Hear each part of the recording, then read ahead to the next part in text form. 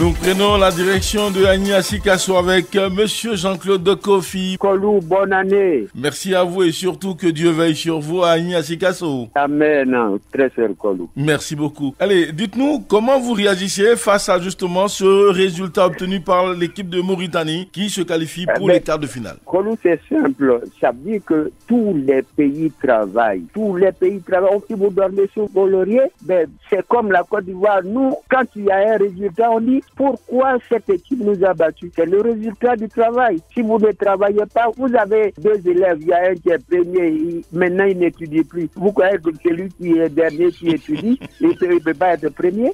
C'est simple ça. C'est parce que les pays là travaillent. Ceux qui étaient premiers auparavant dorment sur le laurier, ils croyaient que être premier c'est fini, on est assis à côté de bon Dieu. Non, non, non. C'est le travail qui paye. Tous ceux qui travaillent seront au premier rang. Ça, c'est évident. Merci à vous. Le travail après le travail, l'indépendance. Il faut donc se mettre au travail si vous voulez tirer les dividendes de votre investissement beaucoup plus tard. Nous sommes à Akakro, c'est dans la région d'Aboisseau. Monsieur Nassa Daouda, nous vous écoutons. C'est pour vous dire que durant ces 5 dernières années, le football mauritanien est vraiment en marche avec le président de la fédération qui a vraiment mis les infrastructures sur place pour faire évoluer le football mauritanien. D'accord. Et vous savez, l'équipe A qui joue sans les pros, vraiment, ceux-là, ils sont bien placés pour remporter le CHAN, parce que la plupart des autres pays ont les joueurs qui jouent en Europe, alors que ceux-là, ils sont toujours à la maison et qui jouent ensemble et ils sont bien placés pour remporter ce CHAN-là. D'accord. Cette victoire sur les Maliens n'est pas une surprise,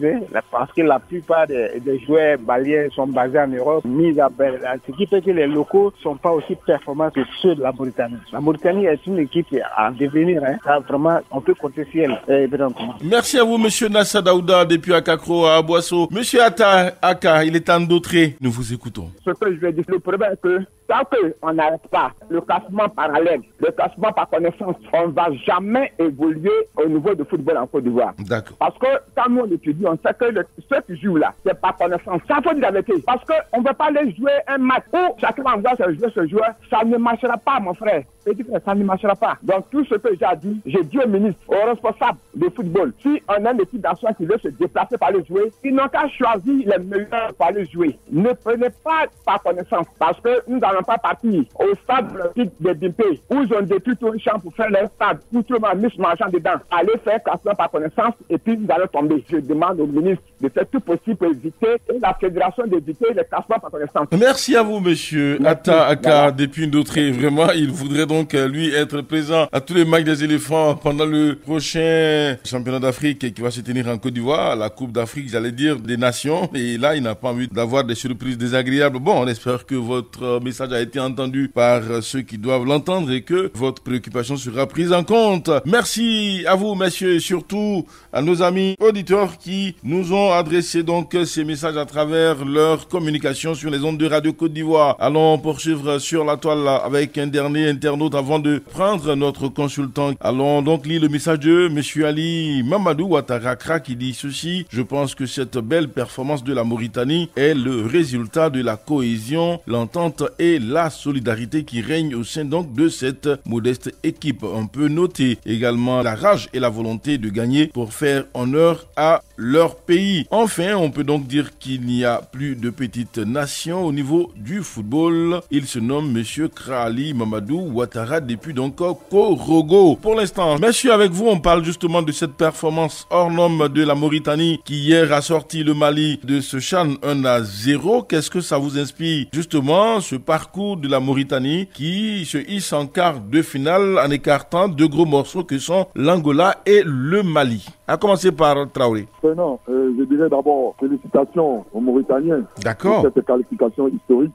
Oui. Ce n'était pas du tout évident face au Mali, qui pour moi partait avec la faveur des pronostics. Double finaliste du CHAN en 2016 et en 2021. Et c'est quand même une nation assez expérimentée. Et lors de cette rencontre-là, elle a outrageusement dominé toute la première période sans avoir l'opportunité de scorer. Et C'était sans compter sur le mental des Mauritaniens qui, en seconde période, nous ont montré un bien meilleur visage avec une montée en puissance, faite de jeu vertical et qui, avec beaucoup de mobilité, d'envie et d'avoir vraiment l'envie de gagner. Et donc, c'est tout à fait naturellement que Sami Abdou, l'ex-entraîneur du Comore qui est maintenant avec la Mauritanie, a su mettre une équipe assez compétitive avec une stratégie et une philosophie de jeu qui, pour moi, a été basée avec les deux grandes équipes de la Mauritanie, qui est le FC Nouadhibou et le King Cash de Mauritanie. Et sincèrement, c'est une victoire de la solidarité au mental et c'est en conclusion une équipe qui a été bâtie avec la solidarité, avec aussi l'envie.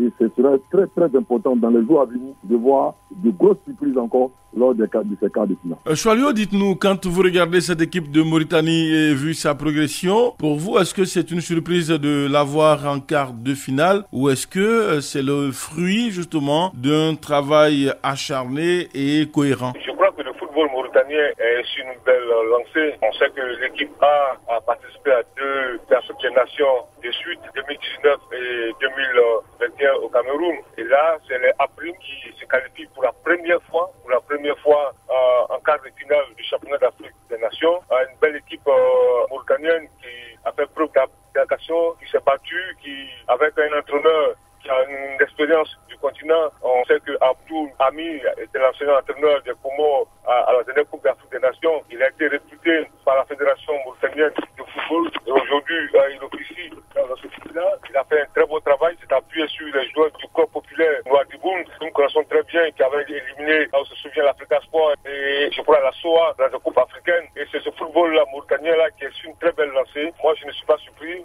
C'est vrai qu'ils sont aujourd'hui, ils ont la tête dans les étoiles. Ils ont reçu une très belle performance en éliminant le Mali. On a vu le match hier, c'était un très bon match, très bonne équipe mauritanienne. Et je pense que ils sont sur une très belle lancée. Ils sont sur une très belle lancée et tout cela orchestré par un président assez dynamique, le président Ahmed Yahya, qui a même montré beaucoup plus d'ambition en allant chercher justement la présidence de la CAF. Il a fallu donc des arrangements pour qu'il rentre dans les rangs. Alors, Choualio, quand vous regardez tout cela, l'un mis dans l'autre, est-ce que cette équipe a des moyens de passer le cap des quarts de finale? Aujourd'hui, à ce stade de compétition, tout est possible. On a vu hier le Niger qui élimine le Cameroun. Donc aujourd'hui, tout est possible dans cette compétition-là. Maintenant, ils n'ont pas la pression. Ils ont sans doute déjà gagné leur championnat d'Afrique. Ils sont à leur première participation. Ils vont jouer sans pression. Et quand une équipe se trouve à ce niveau-là, avec cet état d'esprit, sans pression, il faut faire attention. Donc je pense qu'il faut faire attention à cette équipe de Mauritanie-là. Mais c'est pas une surprise. Comme tout à l'heure vous le disiez, il y a un président de fédération qui est au travail depuis des années, qui est en train de rebâtir le football mauritanien, qui a réorganisé le football